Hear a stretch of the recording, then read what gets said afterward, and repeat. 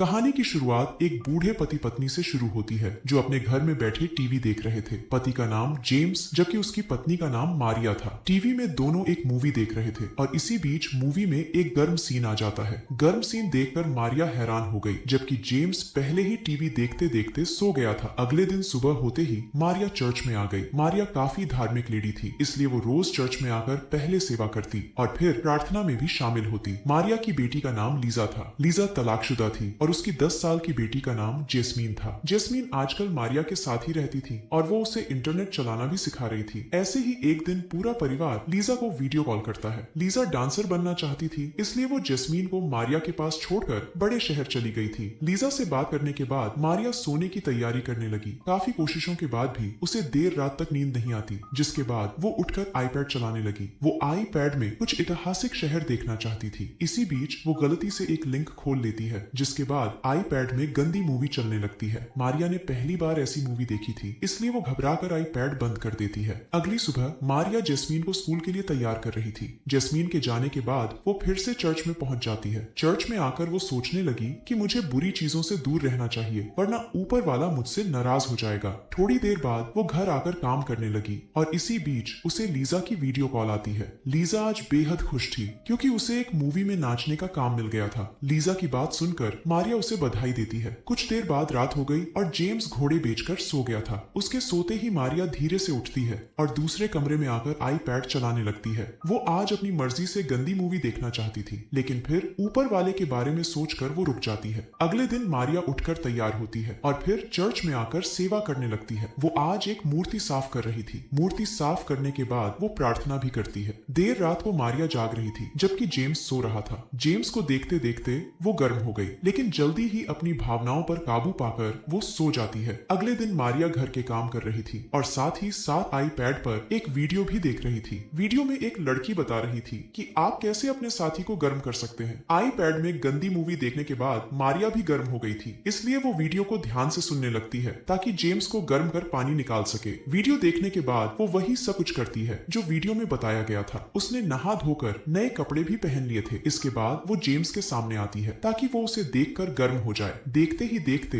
वो अलमारी में से तेल निकालकर जेम्स के पैरों की मालिश करने लगी। मारिया को पूरी उम्मीद थी कि जेम्स गर्म हो जाएगा, लेकिन ऐसा कुछ नहीं होता। मारिया उसका एक हाथ पकड़कर अपनी गुफा पर भी रखती है, लेकिन फिर भी जेम्स गर्म नहीं होता। देर रात को जब जेम्स सो गया था तो मारिया फिर से आईपैड उठा लेती है। वो जल्दी जल्दी गंदी मूवी ढूंढती है और फिर अपनी पसंद की मूवी देखने लगती है। मूवी देखकर वो इतनी प्यासी हो गई थी कि उसकी गुफा धमाके मांगने लगी थी। अगली सुबह मारिया जेम्स के साथ नाश्ता कर रही थी। जेस्मीन तैयार होकर स्कूल चली जाती है, जिसके बाद जेम्स टहलने बाहर चला जाता है। कुछ देर बाद मारिया एक सलून में आती है ताकि यहाँ तैयार होकर जेम्स का ध्यान खींच सके। तैयार होकर वो जब घर आती है तो उसका नया रूप देखकर जेम्स हैरान होता है। मारिया उसके करीब जाने की कोशिश तो करती है, लेकिन जेम्स उसकी तरफ ज्यादा ध्यान नहीं देता। अगले दिन चर्च के पास कुछ लोग बातें कर रहे थे। इन लोगों को एक विज्ञापन वाला पेपर मिला था जिस पर गंदे खिलौनों का विज्ञापन छपा हुआ था। सभी लोग ये विज्ञापन देखकर गुस्सा हो रहे थे और इसी बीच मारिया भी उनके पास आ जाती है। विज्ञापन देखकर लोग बातें करने लगे थे कि बाजार में कैसे कैसे खिलौने आ गए हैं और मारिया उनकी बातें सुनने लगती है। जल्दी ही लोग विज्ञापन को कचरे में फेंककर अपने अपने काम करने लगे। उनके जाने के बाद मारिया चुपके से विज्ञापन वाला पेपर उठा लेती है। थोड़ी देर बाद मारिया उसी जगह की तरफ जाने लगती है जिसका जिक्र विज्ञापन में किया गया था। जल्दी ही वो इस नई जगह पर पहुंच भी जाती है। यहाँ पहले से कई बूढ़ी लेडीज बैठी थी। ये सभी लेडीज अपनी प्यास बुझाने के लिए खिलौनों का इस्तेमाल करती थी। मारिया का नाम जानकर ये उसे भी एक खिलौना देते हैं ताकि वो इस खिलौने से अपनी प्यास बुझा सके। मारिया पहले खिलौने को ध्यान से देखती है और फिर उसे अपने पास रख लेती है। कुछ देर बाद मारिया घर के काम कर रही थी और जेम्स उसके पास ही बैठा था। वो कुछ सोचकर कहता है कि मुझे पता है कि तुम्हारी प्यास जाग चुकी है, लेकिन मैं इतना बूढ़ा हो चुका हूँ कि तुम्हारी प्यास नहीं बुझा सकता। वैसे भी हम दोनों की काफी उम्र हो चुकी है, इसलिए हमें इन चीजों से दूर ही रहना चाहिए। मारिया उसकी बातें सुन तो रही थी, लेकिन बोलती कुछ नहीं। देर रात को जब जेम्स सो रहा था तो मारिया फिर से आईपैड देखने लगती है। इस बार वो विज्ञापन वालों की वीडियो देख रही थी जिसमें खिलौनों के ऊपर बात हो रही थी। वीडियो में एक लेडी बता रही थी कि जब से उसने इन खिलौनों का इस्तेमाल करना शुरू किया है तब से वो बेहद खुश रहने लगी है। दूसरी तरफ जेम्स भी नींद से जाग गया था, जबकि उधर मारिया वीडियो में डूबी हुई थी। जेम्स जब मारिया वाले कमरे के पास आता है तो वो भी वीडियो देख लेता है। उसे पता चल गया था कि मारिया खिलौनों के बारे में सुन रही है। उसे बुरा तो लगता है, लेकिन वो चुपचाप सो जाता है। अगले दिन जेम्स मारिया को फिर से समझाता है कि तुम्हें बुरी चीजों से दूर रहना चाहिए। इस बार मारिया उसकी बात मानकर चर्च में जाती है। वो वहां जाकर प्रार्थना भी करती है और साथ ही साथ सेवा भी करती है। चर्च से जब सभी चले जाते हैं तो वो पादरी के पास आती है ताकि उसे अपनी गलतियां बताकर माफी मांग सके। वो पादरी को बताती है कि मेरे बदन में वासना जाग चुकी है। मैंने अपने पति के साथ संबंध बनाने की कोशिश की, लेकिन वो मेरी प्यास बुझाने के लिए तैयार नहीं। एक विज्ञापन देखकर मैंने एक गंदा खिलौना भी खरीद लिया, लेकिन मेरे अंदर इतनी हिम्मत नहीं कि मैं उसका इस्तेमाल कर सकूं। पूरी बात सुनकर पादरी उसे समझाता है कि तुम्हारा मन भटक चुका है, तुम्हें अपने परिवार के बारे में सोचना चाहिए। अगर तुमने कोई भी गलत कदम उठाया तो तुम्हारा परिवार टूट जाएगा। पादरी की बात मानकर मारिया साधारण जिंदगी जीने लगी। वो पूरा दिन घर के काम करती और काम करते करते ही पूरा दिन बिता देती। दूसरी तरफ जेम्स पर भी जवानी वापस आने लगी थी। वो साला खुद को मारिया के लिए तैयार करने लगा था ताकि वो उसकी गुफा में धमाके कर सके। मारिया ने अपना मन घर के कामों में लगा लिया था, लेकिन इस बार शायद साले जेम्स का मन भटक गया था। ऐसे ही एक दिन जब दोनों खाना खा रहे थे तो मारिया को उदास देखकर जेम्स उससे उदासी का कारण पूछता है। मारिया उसे बताती है कि मेरी एक दोस्त बीमार है। जेम्स उसे अपनी दोस्त के पास जाने को कहता है, जिसके बाद मारिया तैयार होने लगती है। जेम्स उसे तैयार होने में भी मदद करता है और उसे ऐसा करते देख मारिया हैरान हो गई थी। जेम्स पहले उसकी तरफ ध्यान भी नहीं देता था, मगर आज वो खुद ही उसके करीब आया था। कुछ देर बाद मारिया अपनी बीमार दोस्त के पास पहुंच गई, जिसका नाम ईवा था। ईवा काफी समय से गंदे खिलौनों का इस्तेमाल कर रही थी और वो मारिया को उसी जगह मिली थी